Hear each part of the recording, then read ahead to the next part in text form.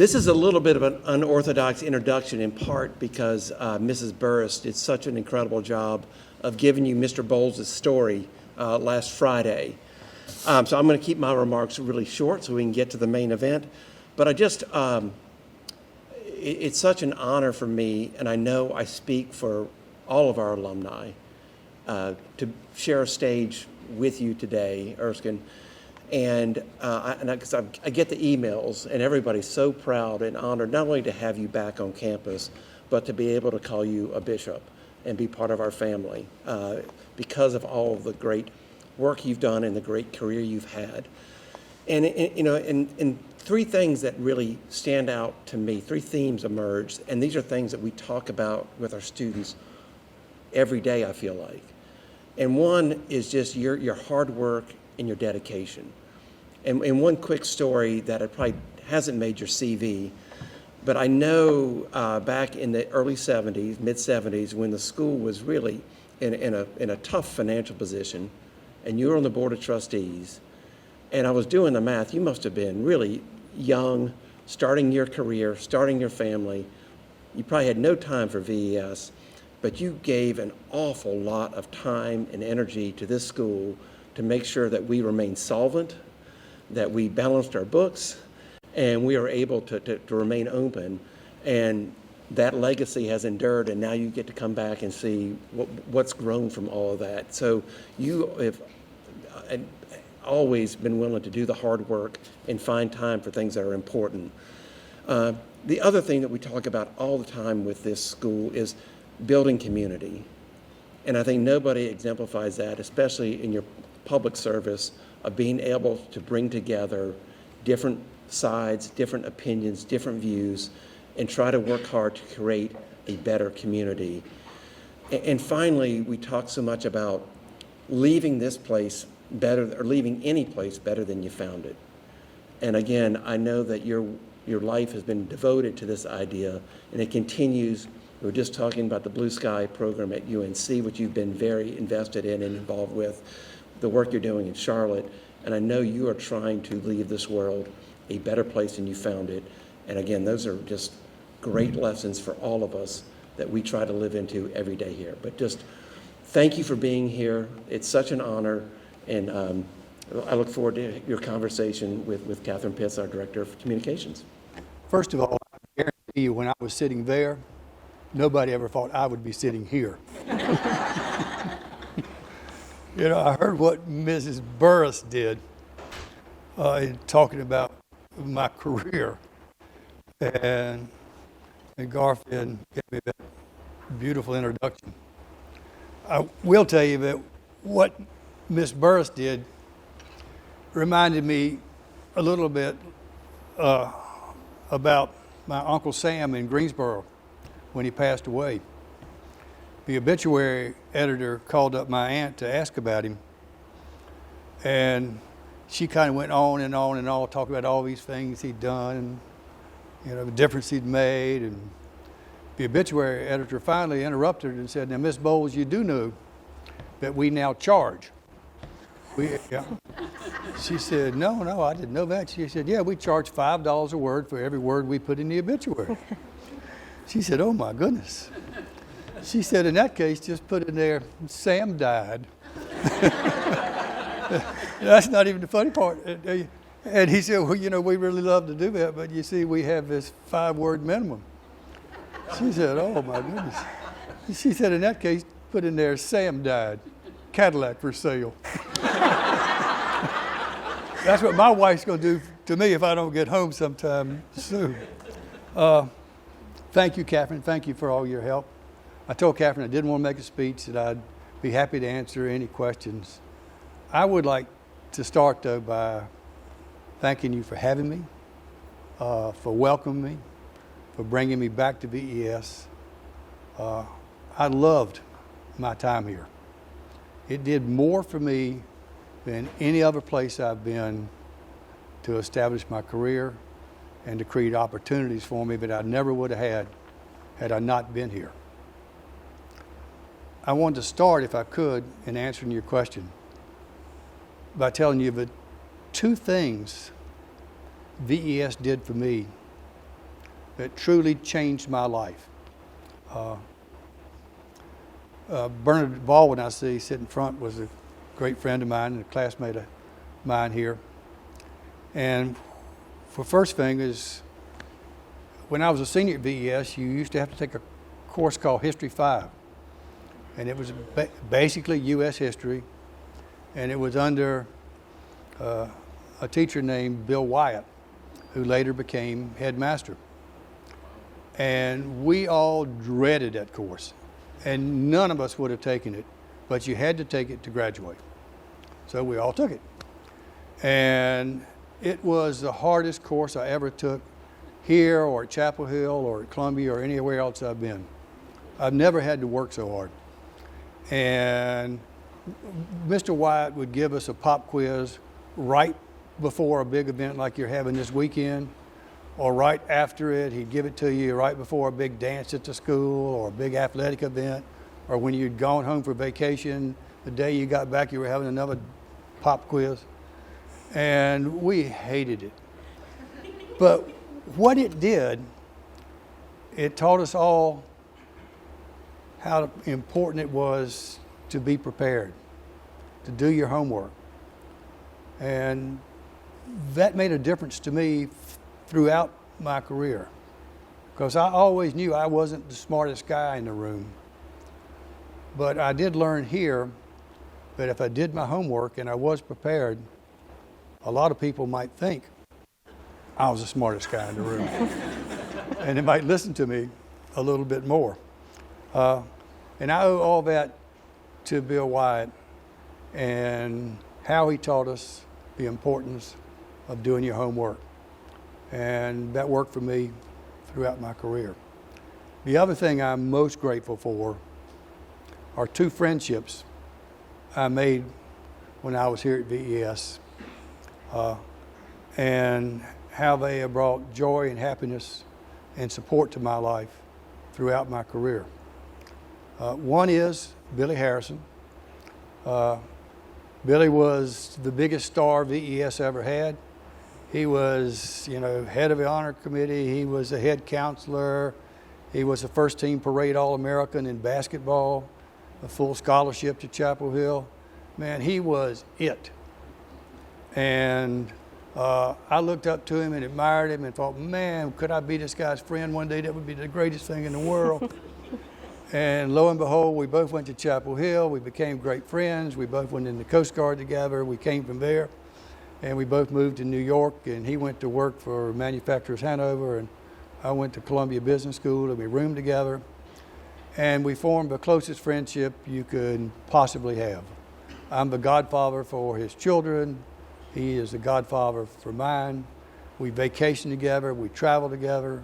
When I worked in the White House and I had a big problem, I'd call Bill to get his recommendation and to hear his thoughts and what he thought we should do. And our friendship has meant more to me than I can describe. I had another friend here whose name was Schooner Now. And Schooner was the opposite of Bill Harrison. He was the wildest, craziest guy you've ever known. And I loved him because I wanted to be the wildest, craziest guy. And I just did not have the people skills to do it. But Schooner took me in his arm. He'd take me to town. He'd get me a date. We'd have fun. And we went to Chapel Hill. We roomed together at Chapel Hill. And he has brought more joy to my life than anybody you can imagine. And I wouldn't have had those two friendships without VES. And I treasure them more than anything else I've had in my life. That's wonderful to hear. And we just took a tour of campus with our chair of the honor committee, Mary Claire Caprice. You mentioned how different it looks and how great the updates are across campus. But can you share, when you were a student here, what was your favorite spot on campus and where were you kind of making memories with your friends? My favorite spot was probably trying to get a ride out of here.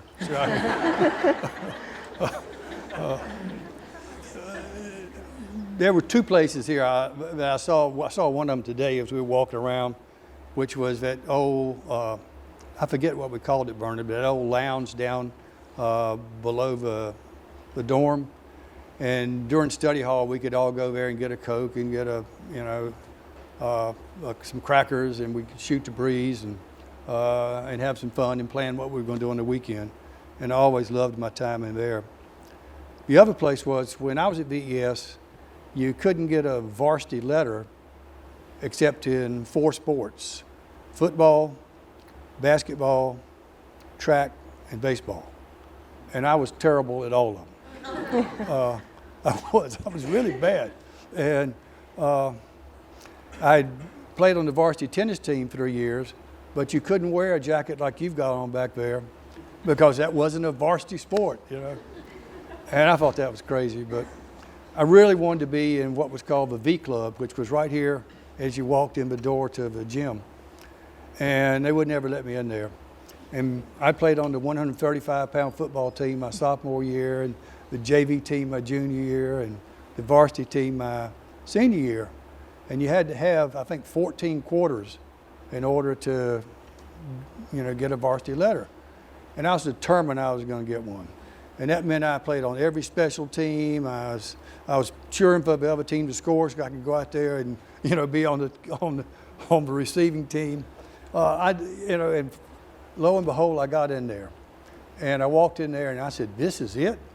Yeah. But I got to be there, and that was my favorite spot while I was here at VES.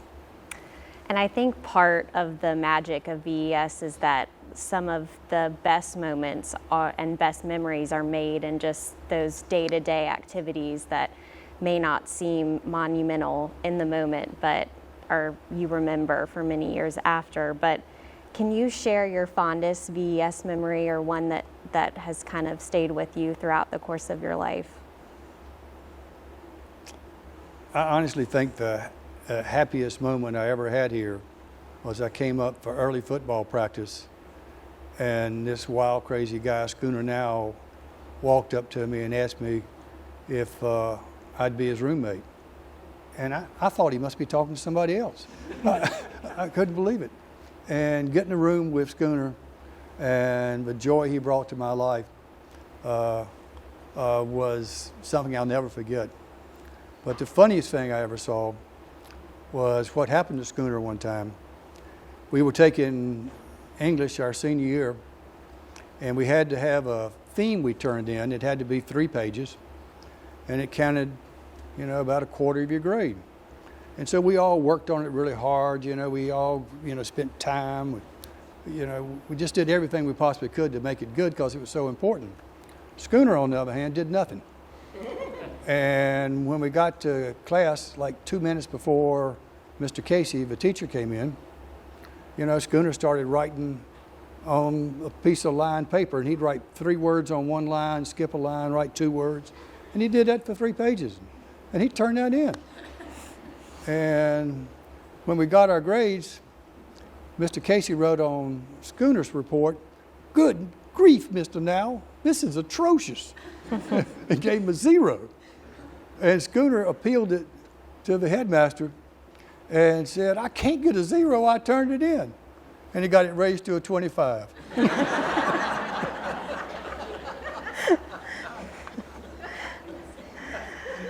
He did graduate, I don't know how. I think we're having a little bit of trouble hearing. Can you Okay. get a little bit closer? Yeah, absolutely. You want me And to I use think this? there's one for you as well. Okay, is this better?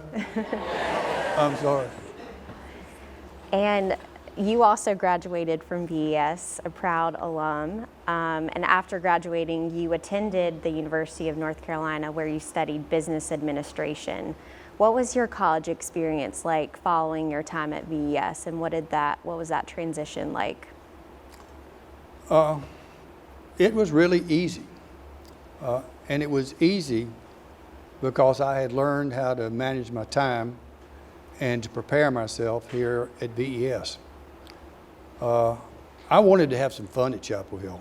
I didn't want to just study and just learn. I really wanted to have some fun. And so I used the time management and preparation skills I learned here in order to do both.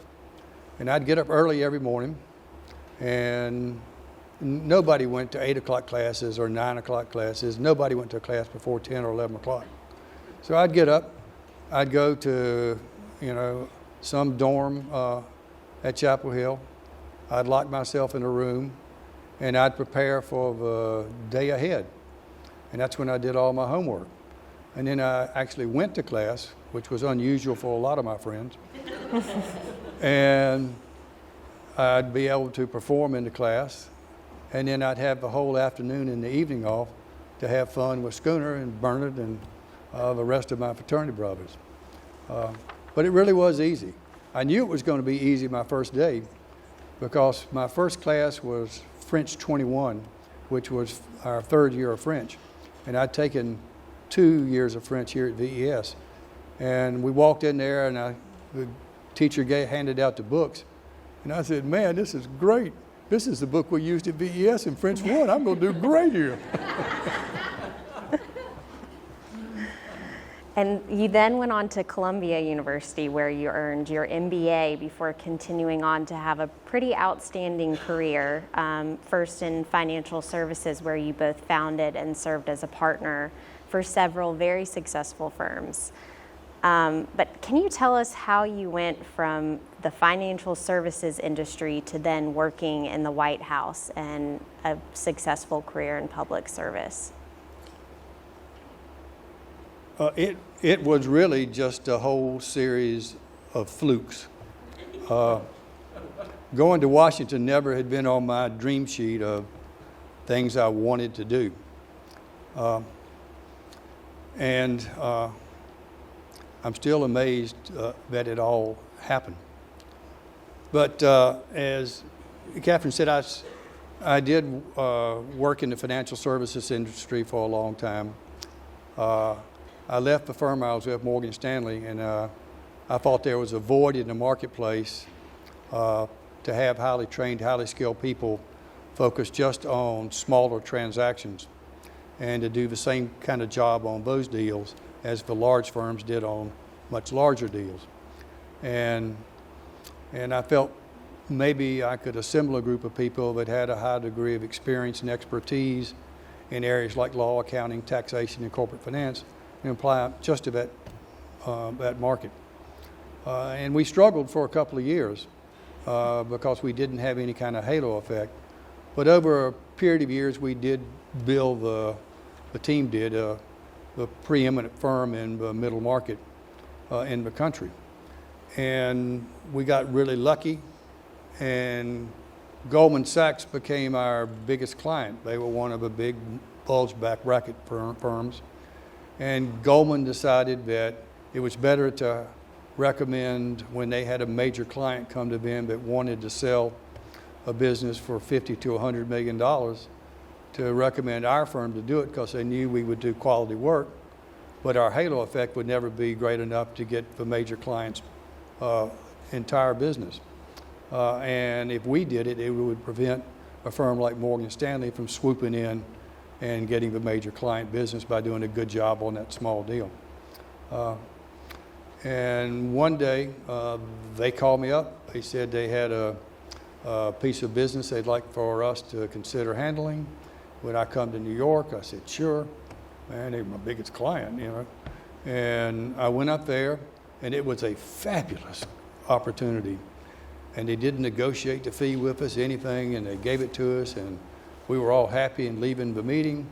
And one of the partners turned to me, and he said, Erskine, haven't you been involved in Democratic politics in North Carolina? I said, well, not in a long time. I did come home from New York to help my dad in his gubernatorial race, and I helped him so much he was the first Democrat to lose since Reconstruction. And I really haven't had, any time to mess with politics because, I'm running this firm. I've got 3 young kids, and I'm also serving as president of the Juvenile Diabetes Research Foundation because my 2 oldest sons have type 1 diabetes. And they said, well, a lot of us here at Goldman are supporting this guy, Bill Clinton, who's the governor of Arkansas, in his campaign for president. And they said, you know him? I said, no. And I said, isn't he that guy that made that never-ending speech at the Democratic convention that everybody thought would never end? And he said, that's him. And they said, well, we'd like to have somebody have a fundraiser for him in North Carolina, and would you consider doing that? And here's my biggest client. What am I going to say? You know, I thought, well, just one less transaction I can do. And so I said yes. And I had that fundraiser, and I'd been hanging around politicians all my life and never met a single one I would actually hire. And here was a guy who was fiscally responsible, socially progressive, and he had more personal magnetism than anybody I'd ever met in my life. His people skills were off the chart. I really liked him a lot. But after the fundraiser, you know, as a Democrat, I'd never voted for anybody that actually won anything. And so I thought it was just kind of over and I wouldn't see him again. But when he was near North Carolina, he would call me up and ask me if I would go ride with him. And basically what he wanted to do was to pick my brain on business issues because he'd never been involved in business and he has an insatiable curiosity and a desire to learn. And one of the days he called me happened to be a day that my son Sam had a low blood sugar seizure from his diabetes. And I'm sure some of you in this room have seen that. And when you see it, it just rips your heart out. And that night when we got him well, Governor Clinton called me and he said, can you come down and see me for a few minutes? I said, sure. And I went down there and met him in his car. And he looked at me when I got in there and he said, Erskine, you look kind of blue today. And I said, well, I am, Governor. And he said, why? And I told him about Sam's seizure. And I said, you know, I love this kid more than life. And seeing this, you know, it just rips me up. And I said, what makes me doubly mad when I see this happen is the scientists at the Juvenile Diabetes Foundation tell me that stem cell research can be the best hope for a cure for my son Sam and all the other little Sams who have this terrible disease. And I remember going home and telling my wife about this conversation, and he didn't even respond to me. It was like I was talking to the windshield wiper. And I thought, boy, for a guy who's supposed to be so empathetic, it's not much. Anyway, to make a long story short, 2 weeks later, he made his major healthcare speech at Merck, and he said, I have a friend of mine who's a conservative business guy in North Carolina who has a son he loves more than life, who has diabetes, and he's convinced me we ought to take the politics out of scientific research, and if I'm elected president, I'm going to lift the ban on stem cell research. Well, the diabetes community and the ALS and Parkinson's and all the other autoimmune disease groups just went crazy. They were so excited. And somebody at the Juvenile Diabetes Foundation figured out I must be that guy in North Carolina. But Bill Clinton never said a word to me about it. Well, after he was elected, you know, they offered me a whole bunch of jobs, but it wasn't something I was interested in, so I just, you know, thanked him, but I told him I was doing what I felt I should be doing. And he said, well, how about coming up to the White House on Tuesday? I'm having a group of business people in, and I think you could add something to the meeting. And I thought, me? Come to the White House? I said, man, I've only been to Washington once, and that was on a trip from VES, and they wouldn't even let us in the White House. So I went, and I thought, wow, isn't this something? Here I am at the White House. And after the meeting, I was going through the receiving line, and he asked me if I'd come down to the Oval Office. And I said, sure, are you kidding? Little guy from North Carolina, Oval Office, that'd be great. So I went down there, and he walked over to his desk, and he took out a pen and signed something. And he walked over to me and handed me the pen. And he said, Erskine, this is the pen I just used to sign the executive order lifting the ban on stem cell research. He said, I want you to take this pen home and give it to your son Sam and tell him today he has hope for a cure. You know, I still get goosebumps, and I just broke down. And I thought, what strength, what character. And I went home that night and told my wife, and I said, I want to go work for this guy. And if you think it's all right, and my partners think it's all right, I'm going to do that. And I went down to our firm the next day, and I met with my partners, and I told them I was going to resign. And I called President Clinton up, and I told him I'd take any job he wanted me to do. And he asked me to come to Washington to head the Small Business Administration because he thought small business was going to be the economic train that would drive the recovery of a recession we were going through. And that's how, long story, but that's how it all happened. Thank you for sharing that. It's a great story. And you eventually became President Clinton's chief of staff. What was an average day like working in the White House and working with President Clinton? It was like being in purgatory. No, seriously, but average day, I would get up at like 5 o'clock in the morning and go run, and the Secret Service runs with you. I'd come back, there'd be news clips from 5 or 6 papers there that I'd read, and sometimes I'd throw up because there'd be some new allegation in there. And sometimes it was true, and sometimes it wasn't. After that, I'd get in the car, I'd go to the White House, I'd meet with the CIA briefer who would go through the President's daily brief describing how the world had changed since I went to bed, 6 or 7 hours ago. And then I'd meet with the foreign policy team, the domestic policy team, the economic policy team, and then the White House staff. And about that time, it's 8:30 and the President's tooling over. I'd go down for his briefing in the Oval Office and go through how we were going to change things because of how the world had changed during that time period. And then we'd split up. And in an average day, I would deal in my time with things like Bosnia, Northern Ireland, the Mideast, the budget, taxation, some environmental issue, and then we'd have lunch. It was a lot. It's hard to over-describe the breadth of issues you have to deal with in an average day or the velocity of the place. It was literally faster than the dot-com world. And I'd usually go home about 9 or 9:30 each night. He would call me around 12 and say, "What are you doing?" I said, "God, I'm sleeping. What do you think I'm doing?" But he'd have some question. He would stay up, he slept very little. And once every couple of weeks, I'd get a call, and there would be a major crisis somewhere in the world. And it already gone through the appropriate cabinet agencies, and they had to bring it to me, and I had to either make the decision or wake up the president. And if it was a really big, I'd wake him up.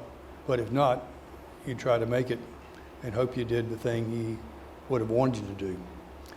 When Friday got here, we always said, "Thank God it's Friday. Only 2 more work days till Monday." And on Saturday, if I was doing one of these morning shows on Sunday, I had to spend a lot of time preparing because you have to answer all the questions in 20 seconds. And the president always said, as you can see is true, "Erskine, you're great at 20 minutes, but you suck at 20 seconds. And so you do have to spend a lot of time getting ready for that. And you do that Sunday mornings, and then all the preparation you were going to do for the following week, you did Sunday afternoon, and before you know it, it's Monday. It's crazy to think about, but so many people in this room, including our students, were not even born when President Clinton was in office. Would you be willing to discuss how you handled the efforts to impeach President Clinton and what it was like being chief of staff during that time? Sure. For me, working in the White House was an extraordinary honor and an extraordinary opportunity. And working for Bill Clinton was, in its own right, extraordinary. But working for him, you were going to have extreme highs and extreme lows, and one would come after the other so quickly you couldn't believe it. So I never let myself float up to 75 or down to 35. I tried to stay at 55 and keep the trains running on time. President Clinton was extraordinary. He was fiscally responsible. He was socially progressive. He did have more personal magnetism than anybody I'd ever been around. And he was brilliant, truly brilliant. He was a Rhodes Scholar, but we had lots of Rhodes Scholars working for us in the White House. None of them could touch him. If we were trying to present a recommendation to him, we would always present 3 options, and we would work on those night and day to get the 3 just right. And we'd bring them into him, and they would be red, yellow, and green, and he'd see orange, and we'd say, wow, why didn't we think of that? You know, we could have the biggest experts on any subject matter coming in to see the president on a really important issue 2 weeks from now. And I would be prepping and getting ready for it and thinking about it and wanting to make sure I didn't say something really stupid in the meeting. And I couldn't get the president to hit a lick of the snake. He wouldn't do anything. But the day before people came in to the Oval Office to meet with him, I would see books from the White House library stacked up on his desk. And he read like this. Literally, it was that old Evelyn Wood's reading method. But he would move his finger down a page that quickly, and he would know every single word that was on that page. Every word. And he would read these books just like that. And then he would get a bunch of periodicals on the subject matter that we were to discuss. That night I'd see phone calls into people who had some knowledge of the issue that he would talk to. And then the next day when we had the meeting, for the first 30 to 45 minutes, he wouldn't say a word. He just listened. And you could almost feel him listening. He listened so hard. And in the last 15 minutes of the meeting, regardless of what the subject matter was, he'd say something so profound, you'd say, wow, aren't we lucky to work for somebody like this? But working for him, particularly in the White House, presented lots of highs and lows. And having the chance to accomplish what we did was something I will always be grateful for. But accomplishing those things was made much more difficult because every single day you would open up the paper and there'd be some new allegation of something he had done prior to becoming president or while he was president. There would be a subpoena from some congressional committee accusing him of doing this or that. And some of the time it was true, and a lot of the time it wasn't. And I found that every time one of these new allegations came out, if we were in a meeting discussing some of the goals and objectives of the president that he wanted to accomplish during his second term, the meeting would devolve immediately down into this latest allegation, and we would spend all our time discussing it and what we should do about it, and we weren't making any progress on the president's agenda. So I made a decision that's still somewhat controversial, but it worked, with the president's blessing, to reorganize the White House and I formed a cell in the White House led by John Podesta, who was one of the best people I ever worked with, who was the Deputy Chief of Staff. And John led this group. And this group, he put together of lawyers and communication experts and a crisis management team, a rapid response team, dealt with each of these allegations one after another, day in, day out, 24 hours a day, every day. And they defended the president where appropriate. What that did was free the rest of us up to focus on the president's agenda. And the number one thing we were trying to do is put our country's fiscal house in order and to balance the federal budget. And to get that done, I had to spend months and months and months locked up in conference rooms with Newt Gingrich. And you all owe me a lot for that, I'm telling you. But I needed to do that because to get anything done in a negotiation, trust is the corner of a realm. And people don't just give you their trust, you have to earn it over an extended period of time.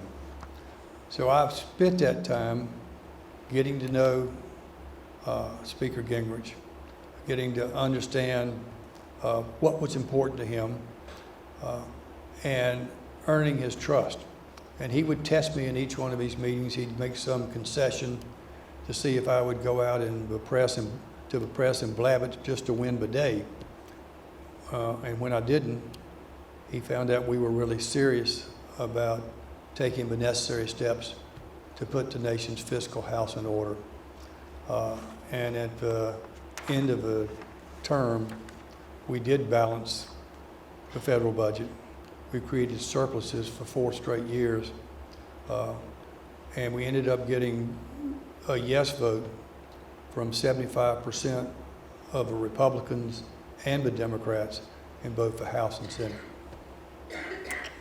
And I think one thing that's important to note is during your time in the White House and then also just your career in public service, you've consistently prioritized bipartisanship or getting Democrats and Republicans to work together. How important do you think that is today, and how have you been able to work with others even if you don't feel as though all of your beliefs align? Well, anytime you're in a negotiation, the key is what I just mentioned, is, trust. And people don't give it to you. You have to earn it. And they don't give it to you immediately. You have to earn it over an extended period of time. The things I always found to be most important was to listen, and listen hard to what they said and what they didn't say. And from that, I could derive what was really important to them. And I also felt that it was always important to treat the people on the other side with respect. And if you did that, and you formed a relationship, you created trust, and you listened hard, and you took long enough to listen smartly, then you had a chance to develop a common set of facts.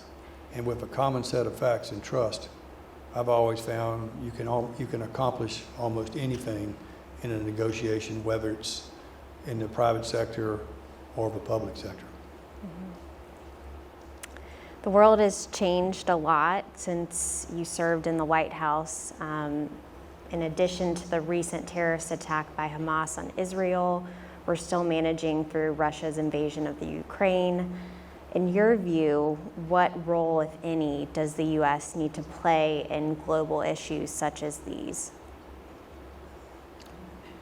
I think the U.S. has to be the essential country. We have to be there. Let me try to answer that by telling you how I feel about what happened in Israel and in the Ukraine, and the response that the U.S. has made. And believe you me, I know this is controversial. I don't think I've ever felt as strongly about the barbaric action of the Hamas terrorists in Israel on October 7th. I can't even imagine it. To kill babies in front of their parents. To have parents watch their children shot. I just can't understand it. And I feel as strongly as possible that that was just plain wrong. And I pray every night for the hostages. Many of the hostages are women, children, babies, old people, infirmed. And I pray for their safe return. And I'm terrified they'll be used as human shields. And I also care equally about the civilians who live in Palestine, who are Palestinian, who live in Gaza, who are uninvolved and innocent bystanders. What's going to happen to them?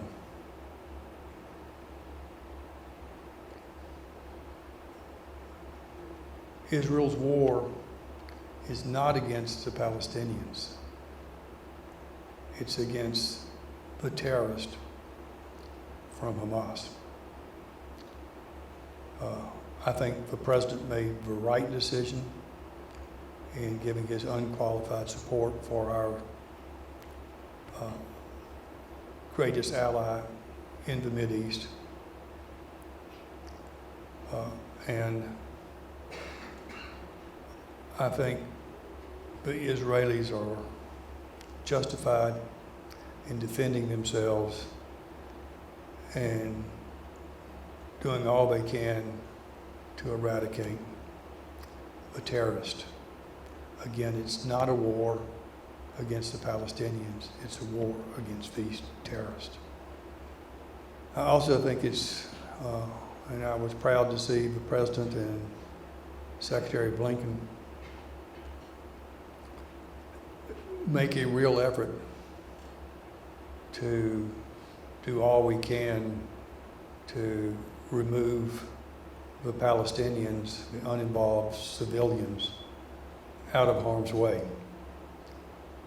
I think deferring the land invasion was a good thing. I think trying to create these safe zones, trying to open up a corridor from the north to south so that the civilians can have a chance to exit.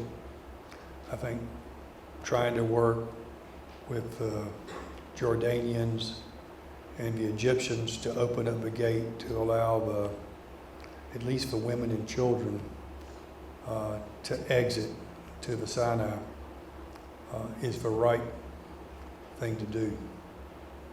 And I support every effort to protect the uninvolved civilians.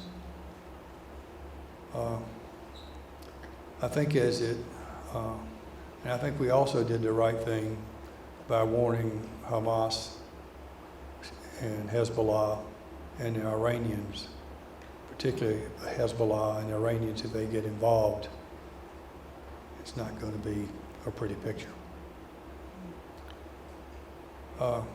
And anybody who thinks the Iranians just read about this in the paper is naive. They train,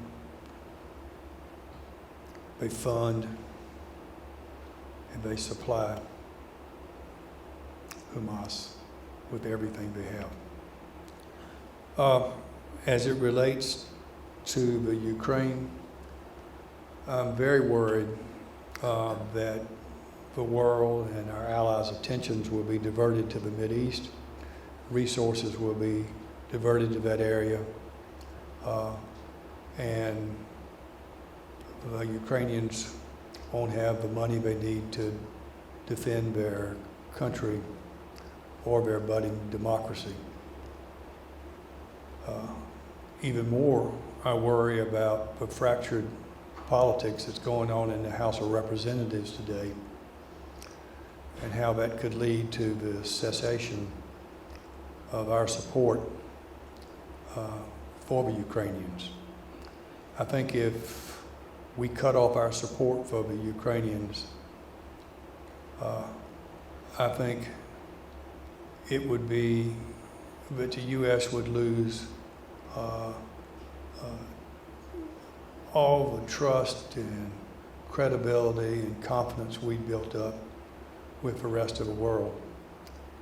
I think you'd also see that Putin would begin to make great progress in the Ukraine. And I think anybody that believes he's going to stop in the Ukraine is crazy. And I think that would put our allies in Europe in significant danger. And thirdly, I worry that Xi would see this as a green light for China to do something that they'd like to do in Taiwan. So I support wholeheartedly the actions we've taken in the Ukraine. I know it's cost us a good deal of money, but I think it's a small price to pay. Basically, what we've done is spend 5% of our national security budget. It's a small price to pay to defend a budding democracy in the European theater and to defend it in a manner that has destroyed a significant percentage of a Russian army, and it's been accomplished without a single American boot on the ground. We only have a few minutes remaining in our time together, but I do want to touch on Bull Simpson. To provide our students with a little background, in 2010, President Obama asked you to serve as co-chair on the National Commission of Fiscal Responsibility and Reform, which was a bipartisan effort to attempt to reduce the nation's debt. And you worked with Alan Simpson to present a budget plan known as Bull Simpson. Why do you think you were chosen, along with Alan Simpson, to co-chair this effort and lead it? And why do you think it fell short of the endorsement requirement to be sent to Congress for a vote? I think he chose Alan and me because we worked together during the Clinton administration. Alan was the number 2 leader in the Republican Party in the Senate. He was assistant majority leader. And we had worked well together, and we formed a relationship, and I thought we both really cared deeply about putting our nation's fiscal house in order. And I think he felt if anybody could be successful at this, the two of us working together in a bipartisan manner had a chance. Why did it fall short? I take responsibility for that. The number one rule when you're the negotiator is to know your client. And neither Alan nor I knew President Obama very well. I had supported Hillary in the Democratic primary, and Alan had obviously supported Mitt Romney. And so neither one of us had ever worked with the president.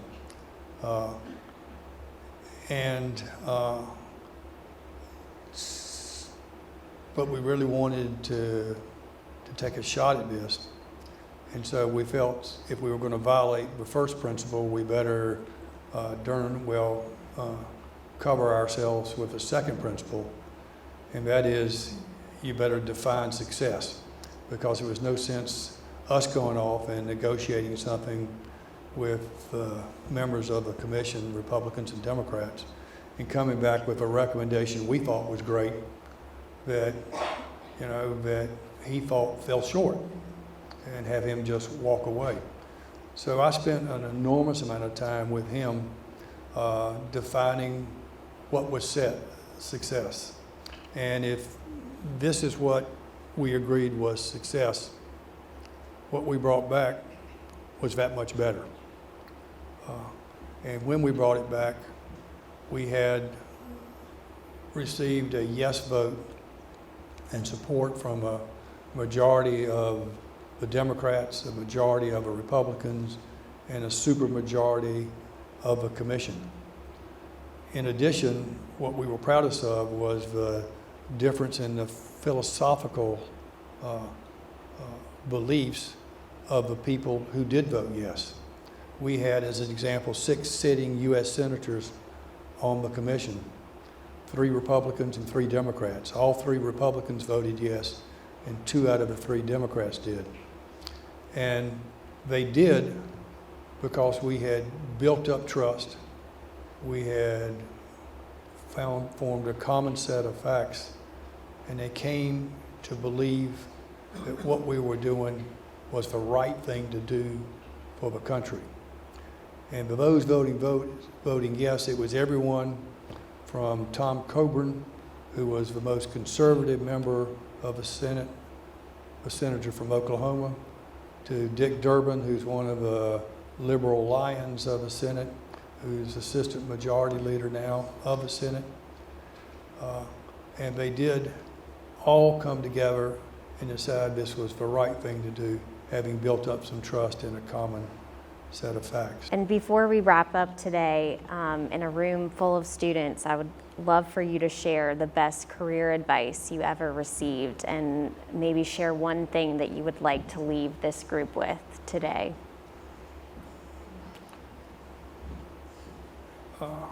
I'd say there are a couple of things, not just one thing.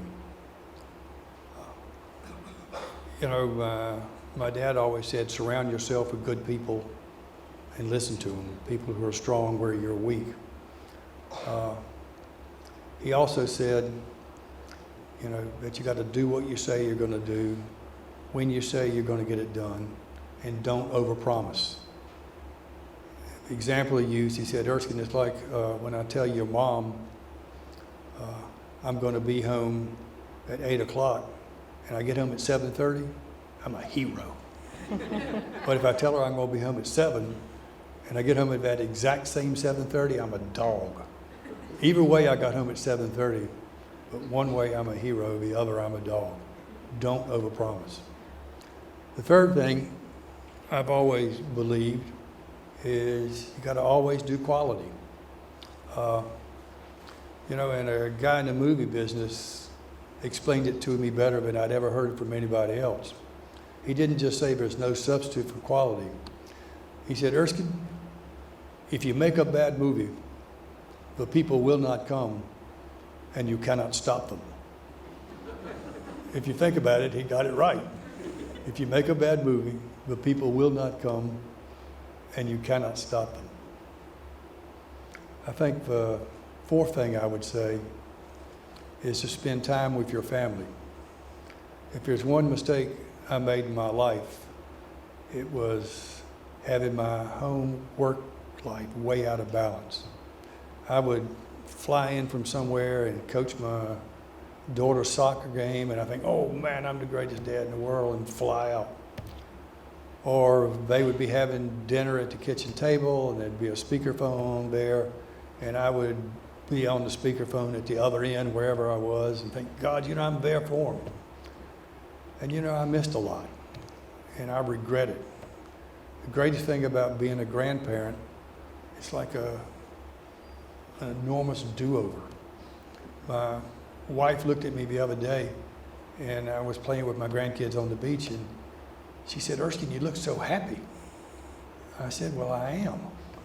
I said, because the first time in my life, I'm not just physically here, I'm mentally here, I'm emotionally here, and they can tell the difference. Spend time with your family. That's where the memories are. And it's those memories that will sustain you in the good times and bad. The last one refers to some of the stuff that Garth talked about, and that is to add to the community woodpile. My dad was supposed to get a big award in the Triad in Greensboro, High Point, Winston-Salem, the things he'd done for the community. And he was supposed to make this big, long speech, but instead he just walked to the microphone and he said, "Thank you a lot, this means a lot to me." And then he looked at my two sisters and my brother and me, and he said, "But I don't want you to judge me just based on what I have done."